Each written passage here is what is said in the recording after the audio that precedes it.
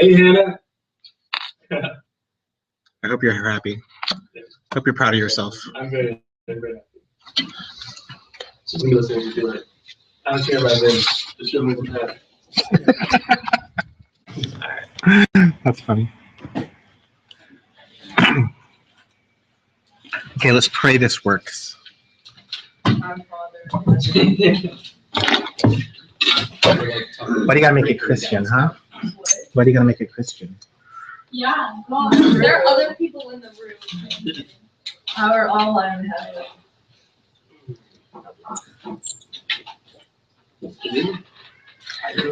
What kind of Chinese are you? What are we doing? Oh, here. All of them. We're on number 8. What, eight? Number 8. They're like together. Probability practice test. Good. 8. 7 and 8 relate to the same thing. The probability that A will occur is 0.5. The probability that B will occur is 0.6. The probability that both A and B will occur is 0.1. Yeah. This is 7 and 8. So we can go ahead and just make that chart.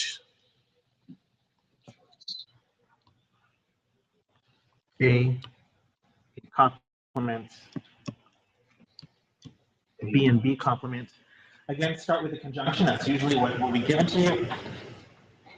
The probability that both A and B will occur is 0.1. So that's this one right here, 0.1. The probability that A occurs is 0.5. Probability that B occurs is 0.6. Making this box 0.5. That's 0.6 minus 0.1. This is 0.5 minus 0.1, making this 0.4. This is 0.5. This is 0.4. That means this box over here needs to be 0. Yeah, either one happens, or the other happens, or both happens. Or both happen. Both happen, thank you. 7. 7 says the conditional probability of A given B. That's the probability that A occurs given that B has already occurred. Definition, that's probability of A and B divided by the probability of B. Probability of A and B is 0.1. Probability of B is 0.6. So that's what, 0.1833? No, it's like 166. 166? And 1/6. Like that? Wait up. Remember, it had something like A given that B, so it would be that division always applies. Like always have to do. Yeah, it's 166. The bottom is always, Do you always have thank to you. do that division? Like, If it's if A, there's given ever, yeah, if it ever B. says something like that. Yeah. Okay. also, you could just leave it as 1/6. Could you explain one more time why you can't just do A and B and then say occurring and not occurring? I'm not sure what you're asking. I don't know. Like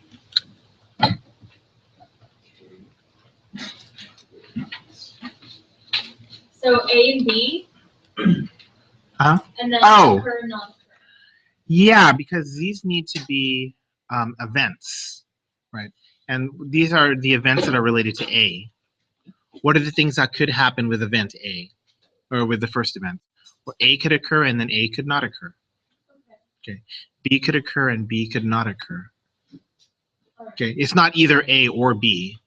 That's Okay. not what happens. It's either A or A complement, B or B complement. 8. We can include that, and then this is kind of what we were talking about. So since the probability of that A complement and B complement, that's equal to 0, we have to say that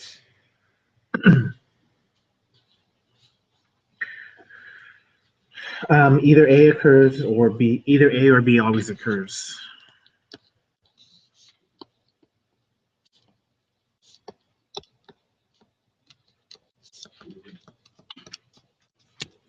Okay? So what It- about when they propose it for like that point and That's still for and. That's still and. Oh, But it's part of that whole. Yeah. What is B? You guys name it. Complementary.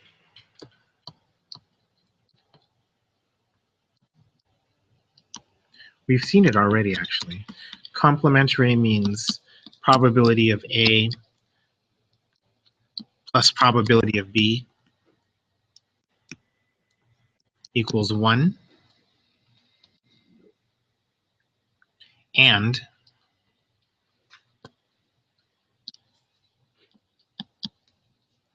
probability of A and B equals 0. The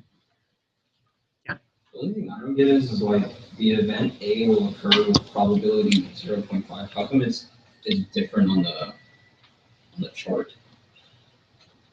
It's right here. No, it's this part right. Yeah, Oh, this part here is the probability that A occurs. and then what about B will occur with probability 0.6? It's right here. That's B. Oh, okay. Just give me some. Okay. Yeah, all right, that makes sense. One more thing that we may want to talk about here is you can tell from the chart that A and B are dependent events. Okay, you can tell that really quickly because take a look at what you have.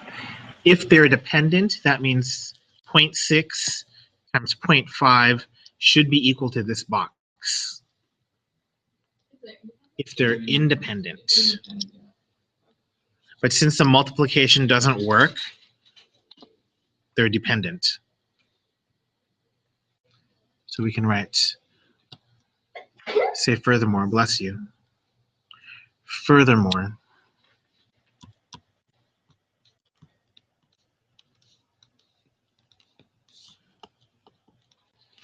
since the probability of A times the probability of B does not equal to the probability of A and B,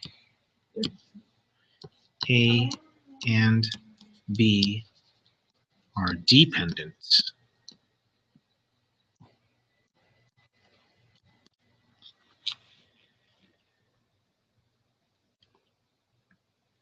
Okay. What was the other one that we were talking about? Probability of disjoint events. This is another one to think about. Disjoint. Okay. Disjoint event means the probability of A and B is equal to 0, right? So now we can tell if these two are disjoint as well. Okay. Probability of A and B, in this case, probability of A and B is equal to 0.1, so not disjoint. Which means that they can occur together. They can occur together, yeah. If they can occur together. Hmm? And they're not disjoint. So on the test, do we have to put the U or the upside down U, or can we just write and? You could put and or. Oh, It's just that if you see the U and the upside down U, you should know what they mean. But I'm not going to tell you what notation you have to use. Oh, that was the one. Two events are independent, right? Interesting. Or what do we call this? A misconception? It's a misconception.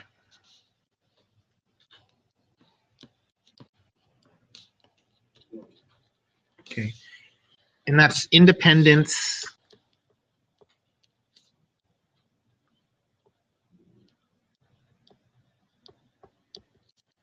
and disjoint. Okay. I just asked them that question. Yeah. Independence means probability of A times probability of B is equal to the probability of A and B, right? Disjoint means probability of A and B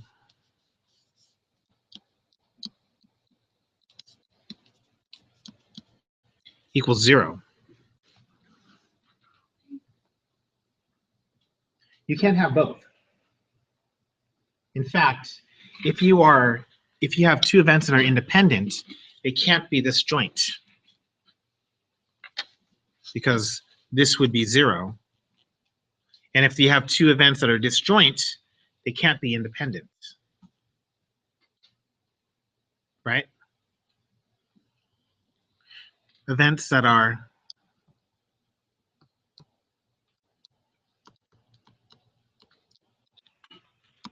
independent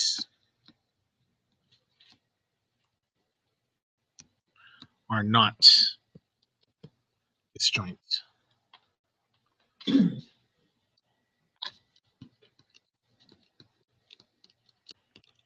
Because that conjunction A and B is not equal to 0. It's equal to some multiplied number. And if two events are events that are disjoint,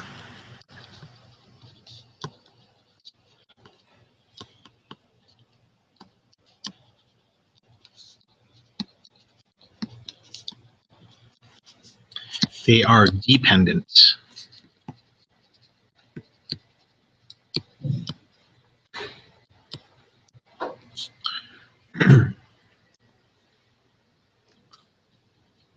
Have to be.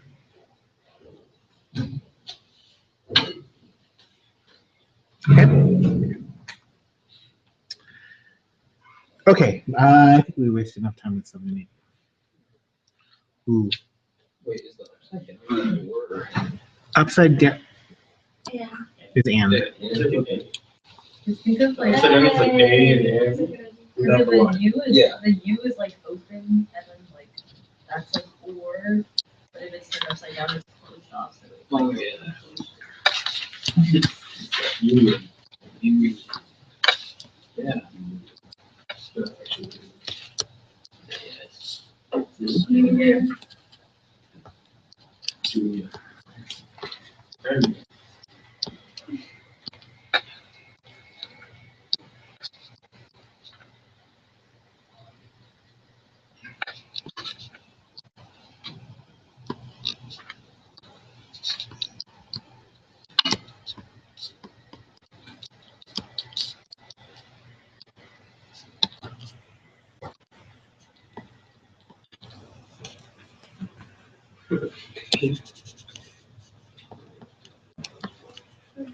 Does that help? Yes. Yeah.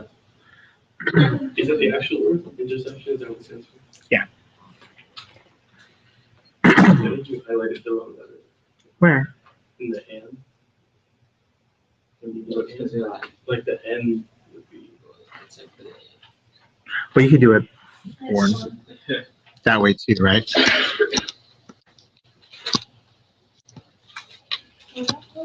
Like that. Yeah.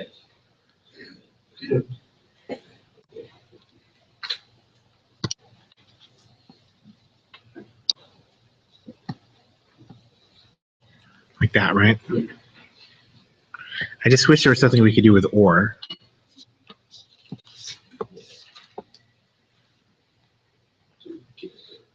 Okay.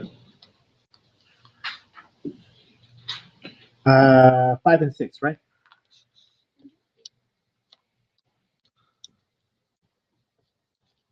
Wait, am I still, is this still going? Still going. Why is it doing that? We have 0 viewers. It's okay. In a particular game, a fair dice is tossed. The number of spots showing is either 4 or 5. You win $1. If the number of spots showing is 6, you win $4. And if the number of spots showing is 1, 2, and 3, you win nothing. You're going to play the game twice. Okay? So, what's the probability of winning $4 or winning $1? Oh, 2 out of 6. Right? It's 2 out of 6. Okay, good. So, 2 out of 6. The probability of winning $4. 1 out of 6. The probability of $0. 1/2. 3 out of 6.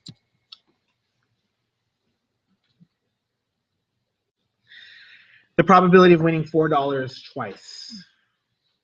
So it's the probability of $4 and then $4 again, right? 1/6 times 1/6. Those are independent. They are independent, yeah. Oops. We should say that, right?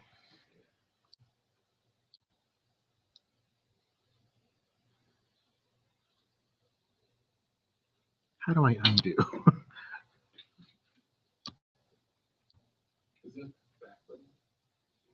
What just happened?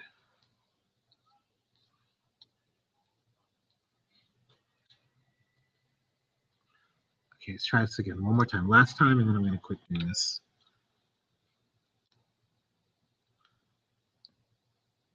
Insert space right here. How come I won't do it?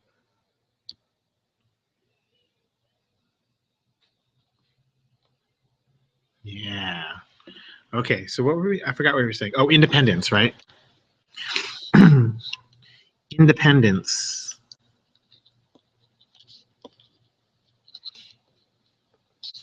Is reasonable here, right?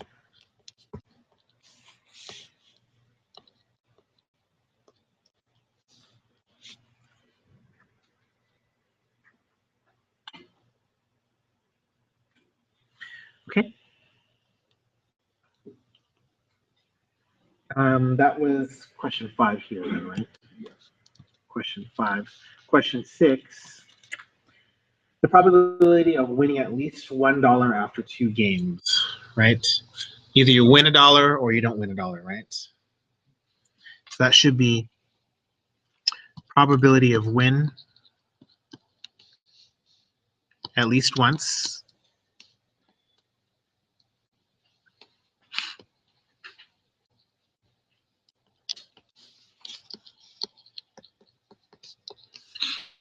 Plus the probability of losing twice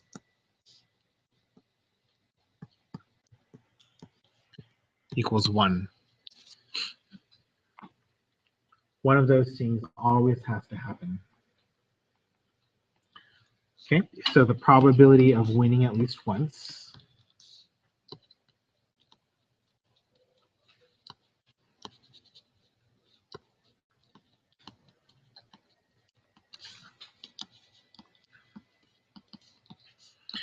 the probability of losing twice is 1/2 times 1/2, right? Yeah. That's going to be equal to 1. So finally, the probability of win at least once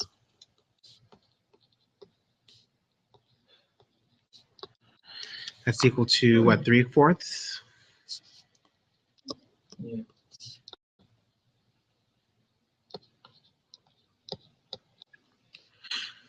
So nice not to have to do all the little mathematics for everything. Some years you teach stats and someone will say, how come it's 3/4?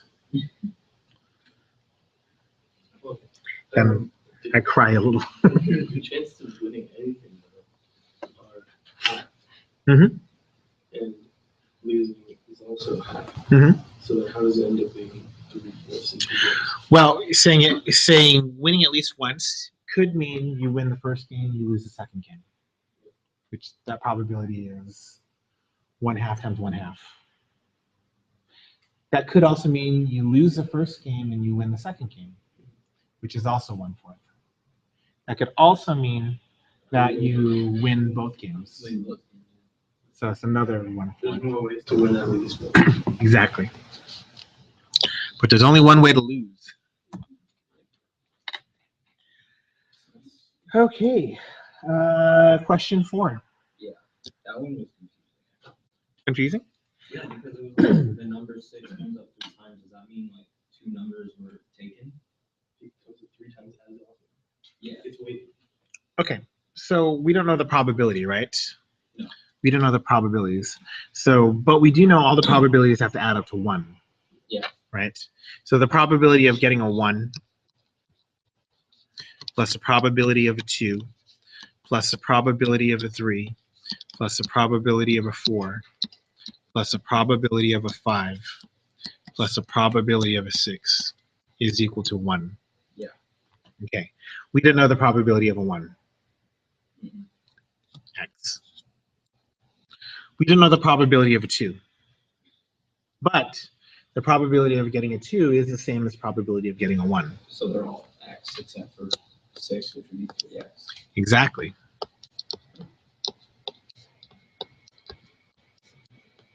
This has triple the probability of any other one of them.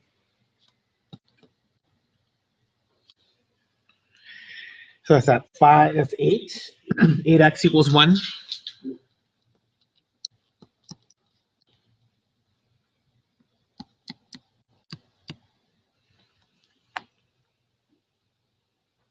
Probability of rolling a 1 or a 6.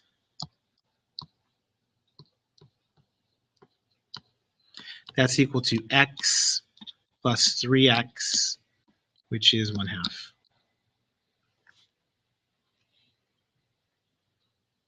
But you can name twice. No. It's not, that's not for this question. Yeah, that was question 6.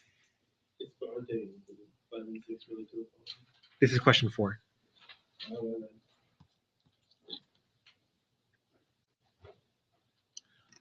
Okay? Yeah.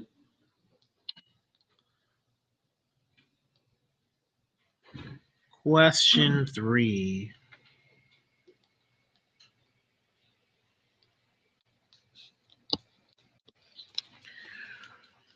A fair coin is tossed 4 times, and each time the coin lands heads up. If the coin is tossed 1,996 more times, how many heads are likely to appear? And this is kind of the law of large numbers, right? Eventually, with those 1996, we're going to approach the theoretical probability, which of 1/2. Okay. So what's half of 1996? 998? 1/2. 1/2 of 1996. 998. We expect 998 heads. Notice the 4 heads before. The 4 previous heads do not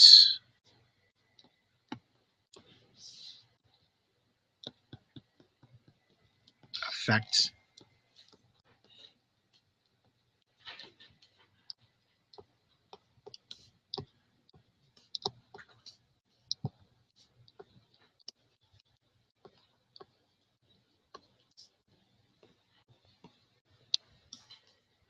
right? I mean, that's crazy. It would be crazy to think that if I roll ahead, or if I get flips, right? Yeah. If I flip a coin 4 times, whatever happens with those 4 flips is going to drastically affect the next 1,000 flips. Sounds stupid when you say it like that, right? However, If you had 4 previous heads and you were approaching the theoretical probability, then you would have 1,002 in total that were heads and 994 that were yeah, but tails. So wouldn't you have to but are we talking about the 1,996 rolls, or are we talking about the 2,000 rolls? the 992? Yeah, we're only talking about those 1996. Okay, those previous 4 heads, they don't count for that 1996 anymore. If you wanted to talk about 2,000 rolls, then sure. You know, 1,000 of them should be heads, 1,000 of them should be tails. Okay. Okay, but we're only talking about the next 1996. 2. Probability of A occurs at 0.2, probability A B occurs at 0.8. They are disjoint. Uh-oh, we get to use that, right?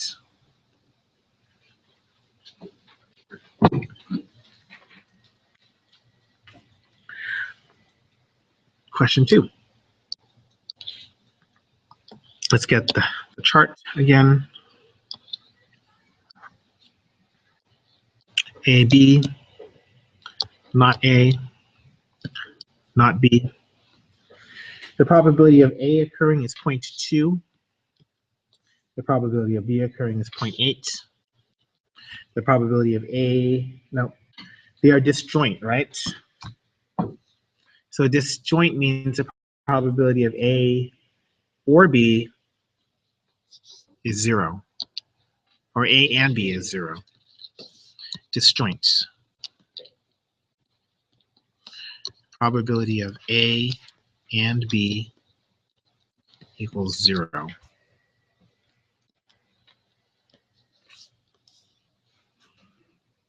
Okay. Actually, now we can fill in the rest of the chart, right? This is 0.8. This is 0.2. This is 0.8. This is 0.2. This is 0. Because they can't happen at the same time. Well, I get this 0 because 0.8 plus 0.2 needs to equal to 1. If this is 0.2 already, then that has to be 0. Okay. Same thing here. That, Point. but A not C and B not C does not have to be 0.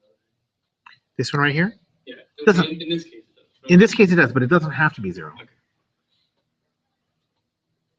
So what that tells me, that tells me that either A or C or A or B occurs. Usually it'll be B. It tells me that you can never have A and B both happening at the same time. Yeah. And you can't have, or one, it's got to be A or B, one or the other. This is exclusive OR, is what we would have called it in another math class, exclusive OR. Okay, so let's see. The probability of A and B is 0.16. Nope. Probability of A and B is 0 because they're disjoint. Probability of A or B is equal to 1. Yeah, let's see. Probability of A or B.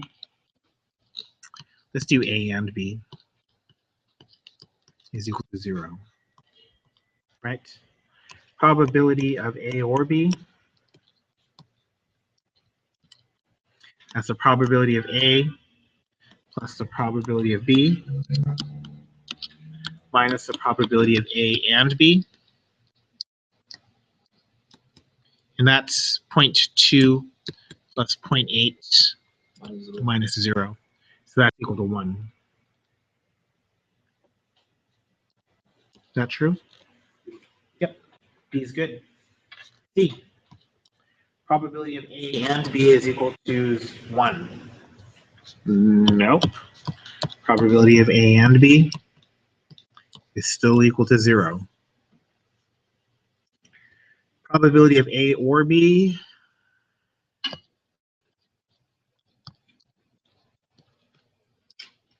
Yep, that's still equal to 1. And E, both A and B are true. Nope.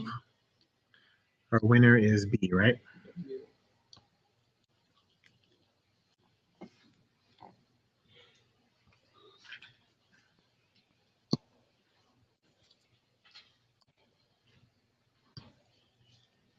Question 1.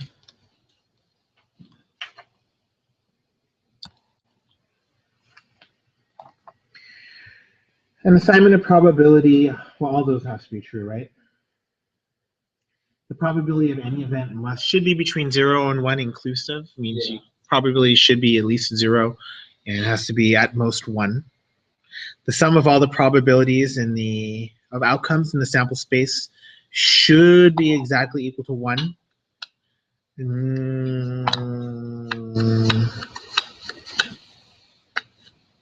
Those are they have to be what do you call that? Mutually exclusive. C. The probability of an event is the sum of the outcomes. The probability of an event is the sum of the outcomes in the sample space which make up the event. That's weird. It should be the sum of the probability of those outcomes. Yeah. So E? Yeah. E. Okay, C. C is wrong because what is that? The probability is the sum of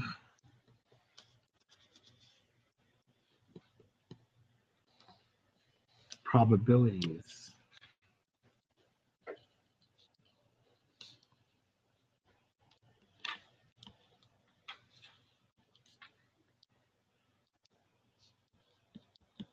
Of all outcomes.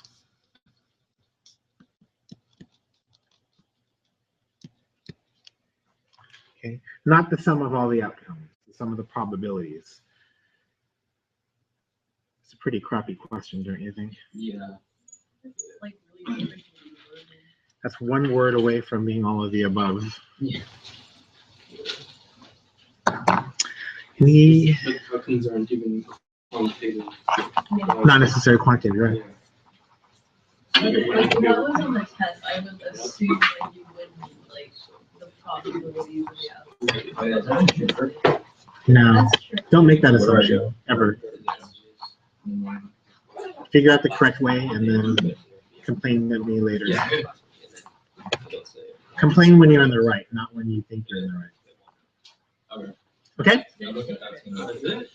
That's it, unless you have any other questions. If we study this, chapter 6 test, we